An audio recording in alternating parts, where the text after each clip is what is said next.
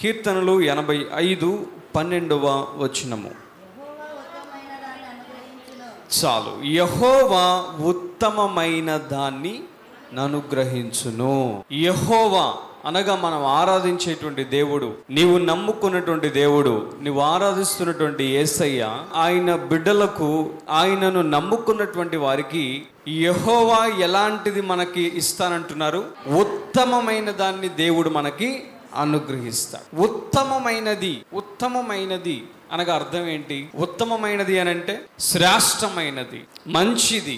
మనం శ్రేష్టమైనది, మంచిది, పనికి వచ్చేది, ఎక్కువ కాలం మనకు ఉపయోగపడేది మనం కొనుక్కోవడానికి ప్రయత్నం చేస్తూ ఉంటాం. మనం ఆరాధిస్తున్నటువంటి దేవుడు యెహోవా, నీవు నమ్మినటువంటి దేవుడు, ఆయన ఎలాంటివి నీకు అనుగ్రహించాలని ఆయన కోరుతున్నటువంటి దేవుడు అంటే, ఆయన నీకు ఉత్తమమైనది, ద బెస్ట్, నీ జీవితంలో నువ్వు అనుభవించగలిగినటువంటి ఉత్తమమైనది ఆయన నీకు అనుగ్రహించేటువంటి దేవుడిగా ఉన్నాడు. మనం అదేవిధంగా యాకోబు పత్రిక 1వ అధ్యాయం 17వ వాక్యంలో కూడా మనం చూడగలిగితే ఈ మాటలు అక్కడ ఇంకొంచెం స్పష్టంగా రాయబడ్డాయి. శ్రేష్టమైన ప్రతి ఈవియు సంపూర్ణమైన ప్రతి వరమును పరసంబంధమైనదై జ్యోతిర్మయుడగు తండ్రి యొద్ద నుండి వచ్చును. జ్యోతిర్మయుడగు తండ్రి యొద్ద నుండి వస్తుందట. ఎలాంటిది?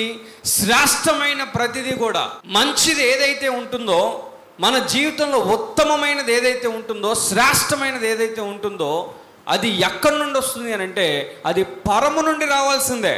అది దేవుని దగ్గర నుండి, జ్యోతిర్మయుడగు తండ్రి దగ్గర నుండి, దేవుని దగ్గర నుండి మనకు అవి అనుగ్రహించబడుతూ ఉంటాయి. నీ జీవితంలో నీవు బెస్ట్ని సంపాదించుకున్నావంటే, మంచి ఇల్లును సంపాదించుకున్నావంటే, శ్రేష్టమైనవి నీ జీవితంలో కలిగి ఉన్నావంటే దానికి కారణం ఎవరు అని అంటే నీవు నమ్ముకున్నటువంటి దేవుడు.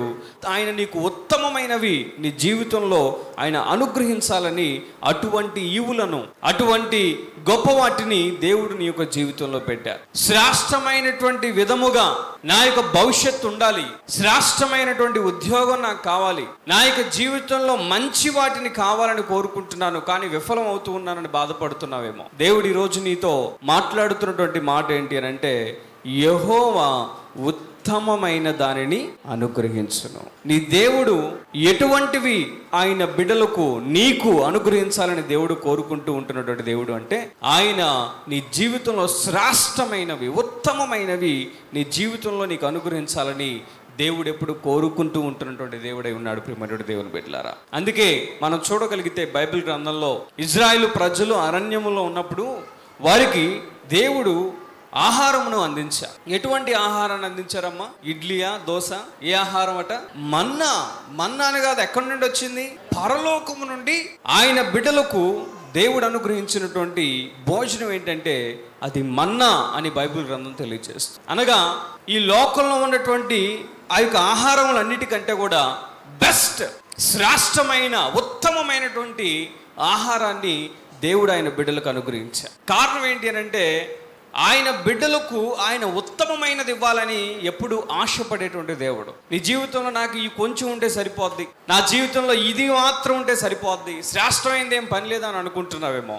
ఒకవేళ నీకు నచ్చకపోయినా నీ దేవుడు ఎలాంటి వాడు అని అంటే, నీకు శ్రేష్టమైన వాటిని నీ జీవితంలో అనుగ్రహించాలని దేవుడు కోరుతూ ఉన్నాడు. ప్రియమైనటువంటి దేవుని బిడ్డలారా, శ్రేష్టమైనటువంటి జీవిత భాగస్వామిని దేవుడు నీకు ఇస్తాడు, శ్రేష్టమైనటువంటి ఉద్యోగం దేవుడు నీకు ఇస్తాడు, శ్రేష్టమైనటువంటి గృహాన్ని దేవుడు ఇస్తాడు, శ్రేష్టమైనటువంటి పిల్లలను దేవుడు నీకు అనుగ్రహిస్తాడు.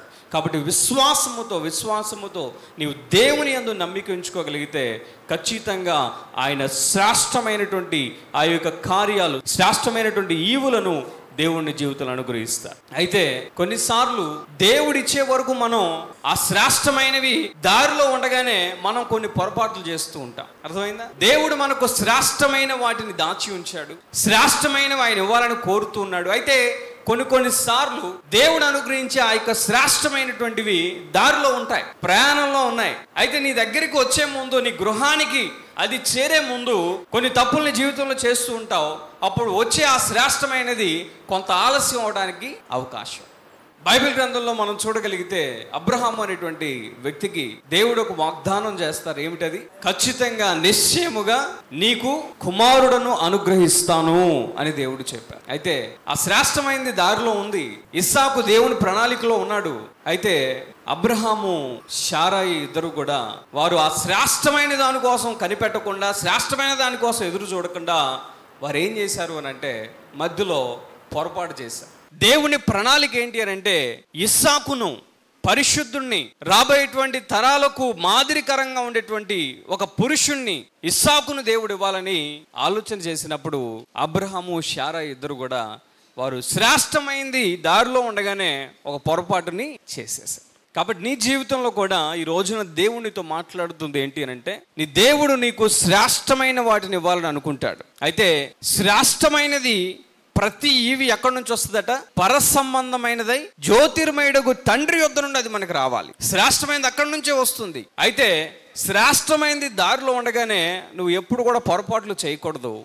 అయితే నీవు దాని కొరకు కనిపెట్టుకుని ఉండాలి, దాని కొరకు ఎదురు చూస్తూ ఉండాలి. దాని కొరకు నువ్వు నిరీక్షణతో ఉన్నప్పుడు నీ దేవుడు నేను ఎప్పుడు సిగ్గుపరిచేటువంటి వాడు కాదు. కానీ నీ జీవితంలో ఈ లోకంలో ఉన్నవారందరికంటే, నీ చుట్టుప్రక్కల ఉన్నటువంటి వారందరికంటే శ్రేష్టమైనటువంటి విధముగా, శ్రేష్టమైనటువంటి ఈవులను నువ్వు పొందేటువంటి విధముగా నీ దేవుడు ఆయన ప్రణాళిక వేస్తున్నాడు. నిరీక్షణ కలిగి ఉండు. ఖచ్చితంగా దేవుని యొక్క కార్యాన్ని నీ జీవితంలో చూస్తావు. శ్రేష్టమైనటువంటి ఈవులను నిశ్చయముగా అనుగ్రహిస్తాడు.